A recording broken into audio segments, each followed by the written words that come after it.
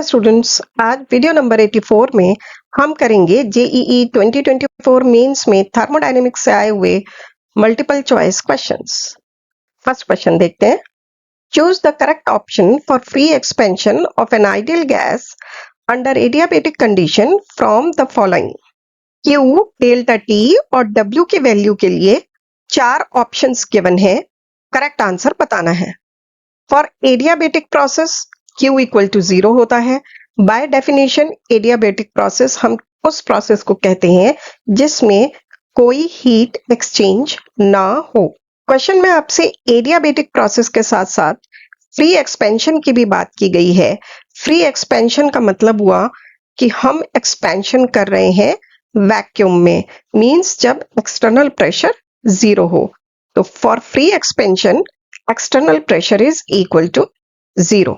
ये आपको पता ही है कि work done equal to minus P external delta V होगा, और क्योंकि पी एक्सटर्नल फ्री एक्सपेंशन के लिए 0 है तो वर्क डन भी फ्री एक्सपेंशन के लिए 0 होगा। According to first law of thermodynamics delta U equal to Q plus W होता है, जहां डेल्टा यू है internal energy, Q heat exchange और डब्ल्यू वर्क डन। तो हम बात कर चुके हैं कि क्यू इक्वल टू 0 है और डब्ल्यू भी इक्वल टू 0 है, इसलिए Q plus W that is delta U 0 होगा। और डेल्टा यू का फॉर्मूला होता है CV डेल्टा टी, जहां CV है molar heat capacity at constant volume.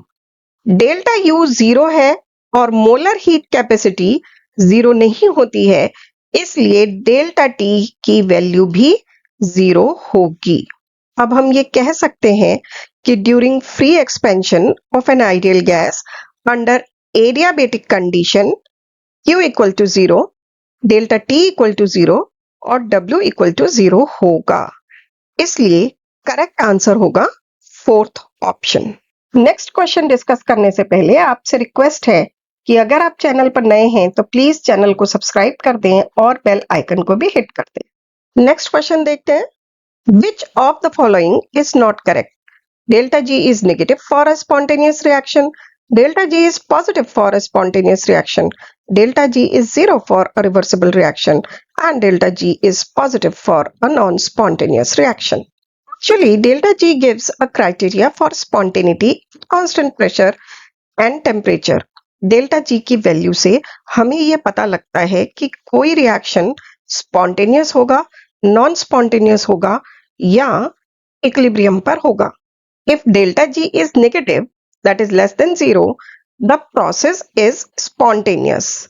तो इसका मतलब ये हुआ कि फर्स्ट ऑप्शन में जो स्टेटमेंट दी गई है वो एक करेक्ट स्टेटमेंट है। If delta G is positive that is greater than 0, the process is non spontaneous.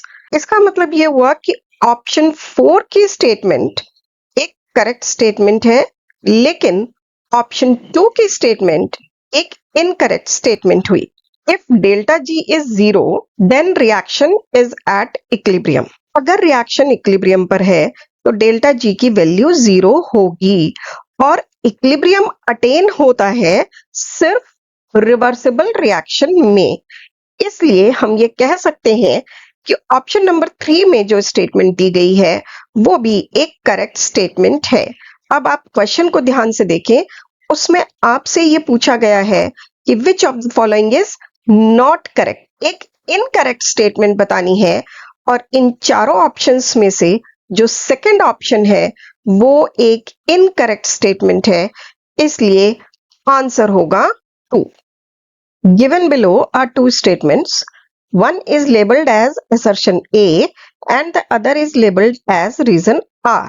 ऐसे क्वेश्चंस में आपको assertion A और reason R दोनों स्टेटमेंट्स को देखना होता है कि कौन सी स्टेटमेंट करेक्ट है और कौन सी स्टेटमेंट करेक्ट नहीं है। पहले हम देख लेते हैं assertion A. Enthalpy of neutralization of strong monobasic acid with strong monoacidic base is always -57 किलोजूल्स पर मोल। अगर हम एक स्ट्रॉन्ग मोनोबेसिक एसिड की बात करें तो उसके 1 मोल से 1 मोल H+ आयंस लिबरेट होंगे, और एक स्ट्रॉन्ग मोनो एसिडिक बेस की बात करें तो उसके 1 मोल से 1 मोल OH माइनस आयंस लिबरेट होंगे। इसलिए जब 1 मोल स्ट्रॉन्ग मोनोबेसिक एसिड और 1 ही mole strong mono acidic base react करेंगे तो जो रिएक्शन होगा वो हमेशा ही 1 मोल H प्लस और 1 मोल OH माइनस के बीच होगा। तो इसका मतलब हीट ऑफ रिएक्शन हमेशा कांस्टेंट रहेगी और इस रिएक्शन की डेल्टा H होती है -57 किलो जूल्स पर मोल। इसलिए assertion A एक करेक्ट स्टेटमेंट होती है। Reason are, enthalpy of neutralization is the amount of heat liberated when 1 mole of H plus ions furnished by acid combined with 1 mole of OH minus ions furnished by base to form 1 mole of water. Enthalpy of neutralization की definition के according 1 mole H plus ions और 1 mole OH minus ions के बीच जब reaction होगा अब जो heat liberate होगी वो होगी इंथैल्पी ऑफ न्यूट्रलाइजेशन और इसीलिए एक स्ट्रॉन्ग मोनोबेसिक एसिड और एक स्ट्रॉन्ग मोनो एसिडिक बेस के बीच जब रिएक्शन होता है तो इंथैल्पी ऑफ न्यूट्रलाइजेशन होती है हमेशा एक कांस्टेंट वैल्यू और वो कांस्टेंट वैल्यू है 57 किलो जूल्स पर मोल। इसलिए हम कह सकते हैं कि enthalpy of neutralisation of strong acid and strong base is always -57 kilo joules per mole because strong mono acid gives 1 mole of H plus and strong mono base gives 1 mole of OH minus which form 1 mole of water. इसका मतलब ये हुआ कि reason R एक correct statement है और assertion ए के लिए एक करेक्ट रीजन भी है। अब असर्शन ए और रीजन आर में जो 2 स्टेटमेंट्स दी गई हैं उनके बेस पर हमें 4 ऑप्शंस दिए गए हैं करेक्ट आंसर बताना है। क्योंकि हमने कहा कि both A and R are correct and R is correct explanation of A, इसलिए करेक्ट आंसर होगा 3। अगर आपको ठीक से समझ आया है तो प्लीज लाइक करें, शेयर करें, चैनल पर नए हैं तो सब्सक्राइब भी कर दें और प्लीज बेल आइकन भी हिट कर दें। देखते रहें Namita chemistry classes. Bye bye.